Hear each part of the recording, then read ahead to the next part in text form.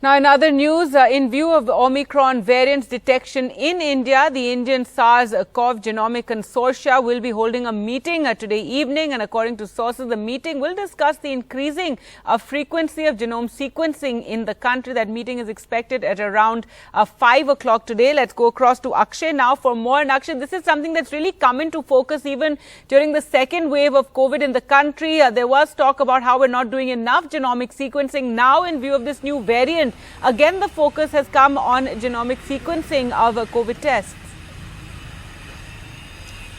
Well, exactly. As far as the new variants are concerned, there is only one way to determine which variant is dominating as far as our country is concerned.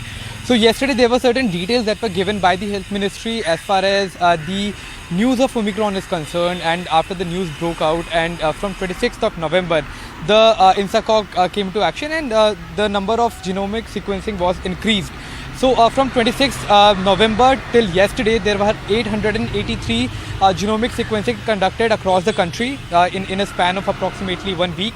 As far as the month of November is concerned, approximately 6,400 genomic sequencing were conducted on COVID positive patients. And as far as the outbreak is concerned, since the beginning of the outbreak, the INSACOG has conducted approximately 1,25,000 gene sequencing on COVID-19 patients to determine which kind of variant is prevalent in India. As far as the details are concerned, in these 883 genomic sequencing since 26th of November, all of them, in fact 100% of these genomic sequences were, the result was Delta variant, which in fact is dominating as far as our country is concerned. But since the news came out yesterday that 2 patients have been tested positive for Omicron variant, the INSACOG has called for a meeting today, and the meeting will start at approximately 5 p.m. And the topic, according to sources for this meeting, will be the discussion on whether the country should increase the number of genomic sequencing to determine which kind of variant is dominating, especially in the clusters.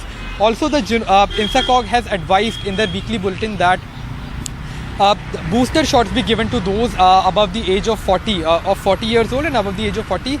So booster dose can be considered for these people, because according to the INSACOG, the present neutralizing bodies, antibodies in the present vaccine is not enough apparently to prevent Omicron. However, they said that it prevents severe diseases. So they have said that a booster dose can be considered for this vulnerable population of 40 years and above.